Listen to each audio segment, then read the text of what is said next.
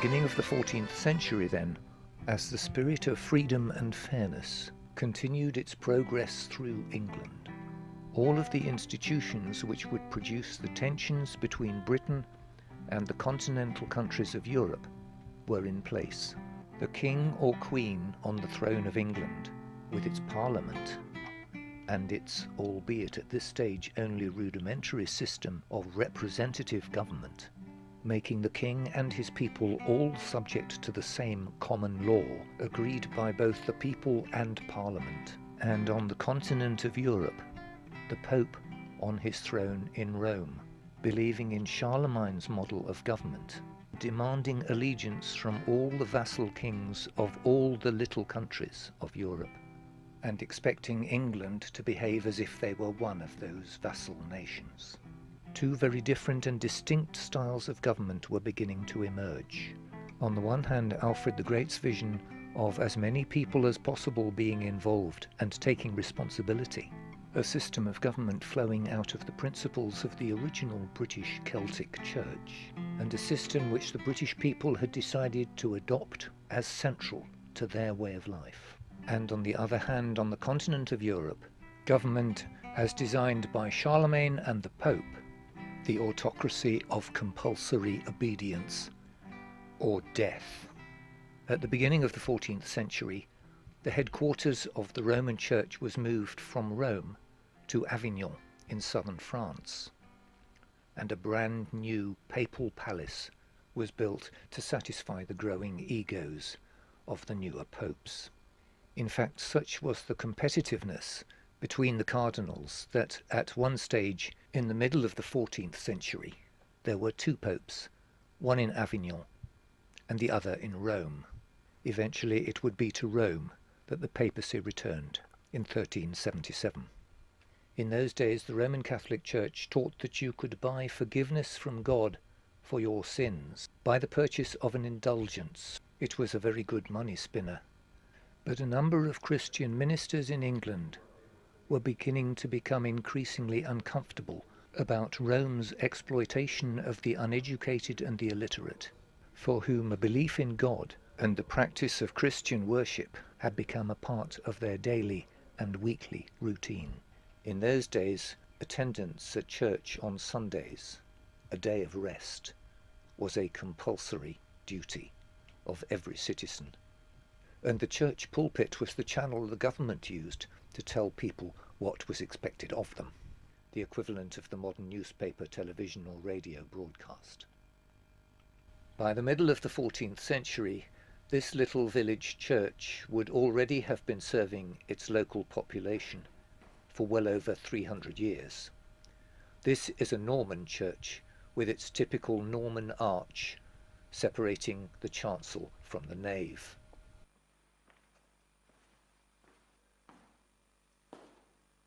I've come to St Michael's at Upton Cresset in Shropshire.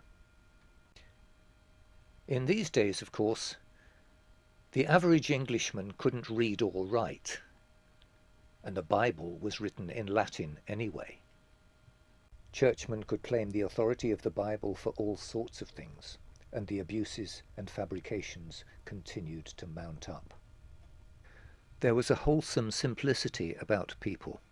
They would believe what they were told, and the simplicity is reflected in their village churches. And one of the ways in which the church tried to bring the Bible stories to life was with the use of relics. Here are some bones from one of the saints. And here's another. This is a piece of the wood from the cross that Jesus was crucified on. This is a part of the shroud that Jesus was wrapped in when he was laid to rest, miraculously showing the image of his face. Locks or whole tresses of hair are also a favourite, not quite as gruesome as some of the other body parts which are put on display in Roman Catholic churches to be venerated still by modern congregations. Whether or not you believe in the authenticity of these various relics is a choice you have to make for yourself.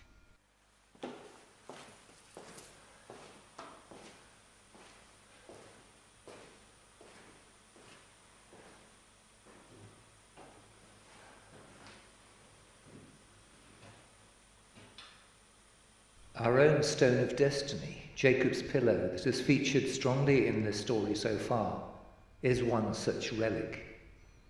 And on Christmas Day 1950, it was stolen from its place in the coronation chair at Westminster Abbey.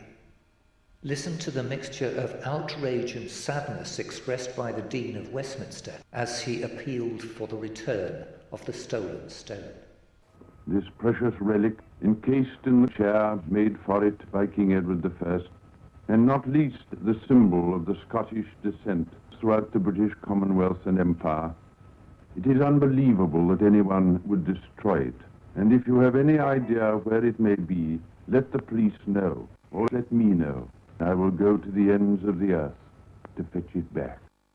Modern forensic techniques have shown that the vast majority of those relics were of course fake, including the Stone of Destiny now in Edinburgh Castle that we've been looking at, which was deliberately placed by the altar in Arbroath Abbey 4 months after it was stolen. But were those 4 months used to make a replica? The stone now in Edinburgh Castle was mined in Perth, not Bethel. So the question now needing to be answered is, was it mined in 1950 as part of a plan to replace it? Shortly before 1296, for a similar reason, when Edward I seized it after the Battle of Dunbar, or in 846 when it first made its appearance at Scone Palace.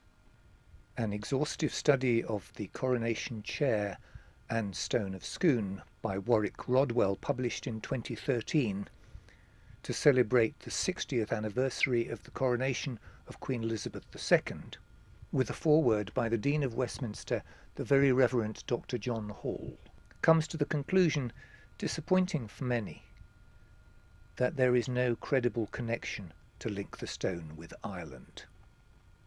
The stone was mined in Perth. That doesn't by any means undermine the story of the journey of Jeremiah and Tia Tephi from the Middle East to Ireland in the 6th century BC.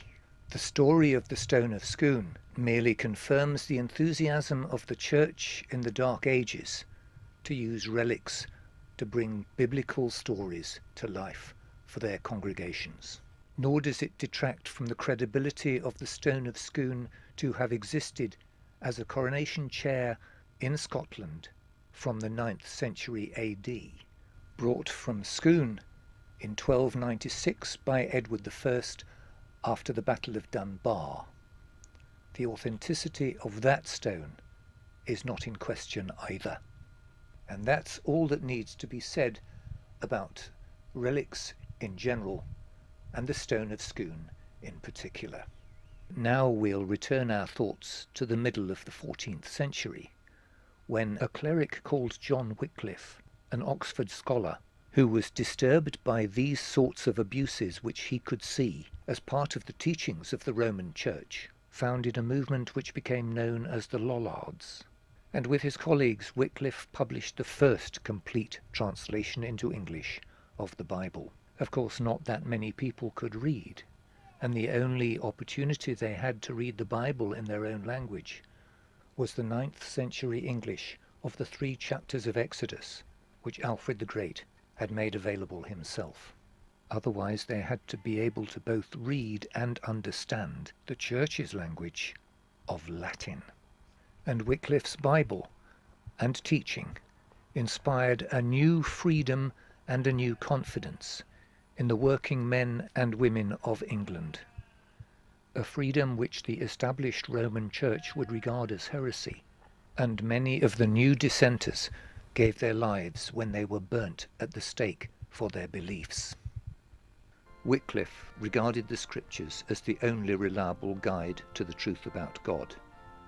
He disapproved of the selling of indulgences, of clerical celibacy, of pilgrimages, relics, and praying to the saints, to the extent that Pope Gregory XI sent a papal bull of excommunication to the King of England at the time, Edward III. The problem for the Pope was that before he could put the papal bull into effect, Edward III died in 1377, and Pope Gregory XI died himself a few months later, early in 1378. Consequently, John Wycliffe was able to continue with his teachings for another 8 years, unencumbered by Rome, until his death in 1386. Superstitions were still growing out of the old pagan practices. The British people would develop customs in their towns and villages, which they believed would ward off the evil spirits and the causes of sickness, which they didn't understand, such as the customs still carried out today in the narrow streets of Ottery St Mary in Devon, of carrying flaming tar barrels through all parts of the old town to purge them of the evil spirits, the sickness and the maladies that they were so afraid of.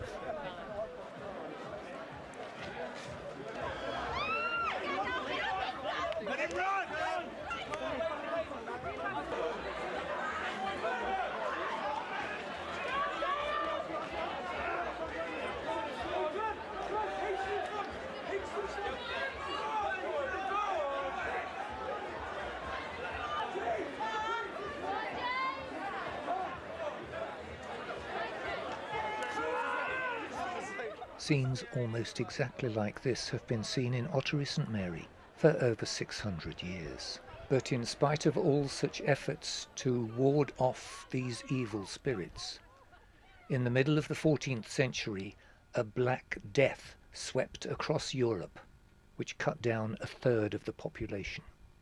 And the British people noted that this disease was no respecter of rank. Rich and poor were dying in equal numbers. The claims of the Roman Catholic Church that poverty and sickness were a consequence of wickedness began to look increasingly ridiculous when members of the nobility and the clergy were dying just the same as the members of the working classes. One of the most drastic consequences of the Black Death was the reduction of the labour force, the men and women with the skills and experience to properly work the land. Under the law of supply and demand, those who were good at their work demanded higher wages, but in 1351, at the request of the landowners, Parliament passed the Statute of Labourers, limiting the ordinary worker's maximum annual wage to just 10 shillings, and prohibiting any increase. The king for most of the 14th century was Edward III. And at this stage in its infancy, Parliament was dependent upon the king to convene it, which for most of his reign Edward III did. But the working classes were beginning to find expression for their sense of fairness too. In times of peace, Britain was a very prosperous nation. This green and pleasant, fertile land provided food enough such that no one need go hungry, as long as the harvest was properly gathered in and shared. And here in North Yorkshire, the production of wool from the sheep on the hills provided a very lucrative income for both the king, who took customs duties, and also for the Pope, who took a cut of the substantial income generated by the shepherding skills of the monks, who produced the wool sold to the Flemish weavers of northern Europe. This is the cellar at Fountains Abbey, which enjoyed enormous economic success for its community for some 400 years. But at the beginning of the last quarter of the 14th century, sharing the wealth in the southeast of England had become a major problem. The reduction of the labour force caused by the Black Death had given a new confidence to the working men and women, the villains of England. The scythe had been invented whereby one man could do the work of 3 with the old-fashioned sickle. It was far more efficient. So too was the bow and arrow, the archers who had brought victory at Crecy, making Britain's battlefield weaponry supreme in 14th and 15th century Europe. But wars were an expensive business for kings, and when Edward III died in 1377, he was succeeded by another boy king, Richard II. And because there were no funds in the king's coffers, a poll tax was introduced. When in 1380 that tax was tripled to a shilling per person, The newfound confidence of the working classes overflowed, and a rebellion was led by a soldier from Canterbury, Wat Tyler, and a follower of John Wycliffe, a Lollard preacher by the name of John Ball, who can be said to have organised the first workers' trade union demonstration, protest and strike. It became known as the Peasants' Revolt, and two groups of several thousand workers descended on London from Essex and Kent, and the approach of such a horde of people put London into a panic. The nobility knew that many Londoners, as well as the House of Commons, had much sympathy for the villains' cause. The unfairness of a tax of 2 shillings for husband and wife on a household with an income of just 10 shillings a year had much sympathy. Remember that the Statute of Labourers had made that a maximum income which they could not then exceed, and only the landowners had a vote. The ordinary labourer had no representation in Parliament. And led by Wat Tyler and John Ball, this crowd of workers was somehow allowed across London Bridge and into the Tower of London, where they found the Archbishop of Canterbury, Simon Sudbury, who was the Chancellor of the Exchequer, and he was held responsible. The Archbishop was executed on the spot. Despite considerable bravery being shown by the 15-year-old king, Wat Tyler was himself killed by the Lord Mayor of London, and within months of the peasants going back to their homes at the end of June, the king's forces had rounded up and executed 7,000 rebels. They found that the promises Richard had made when he walked amongst them were worthless. "Villains you are, and villains you shall remain," was the final decision of the king. But another flame of fairness had been lit in the minds of the British people, and the writings of the contemporary poet William Langland and author Geoffrey Chaucer, together with the words used by John Ball in one of his sermons, would continue to echo down the centuries in the collective mind of British men and women. When Adam delved and Eve span, who was then the gentleman? Ah, you good people, things cannot go well in England until all property is in common, and there are neither serfs nor gentlemen, but one united people. How ill they behave to us. For what reason do they hold us in bondage? Are we not all descended from the same parents, Adam and Eve? And what can they show, or what reason can they give, why they should be more masters than ourselves? The Lord's claim to be more lords than are we rests only on their power to force us to labour and produce, in order that they may spend. Finding the means of an equitable availability and allocation of capital for investment in productive labour has been a conundrum for mankind ever since. But it is for that goal that the culture and constitution of the British nation and people continue to search.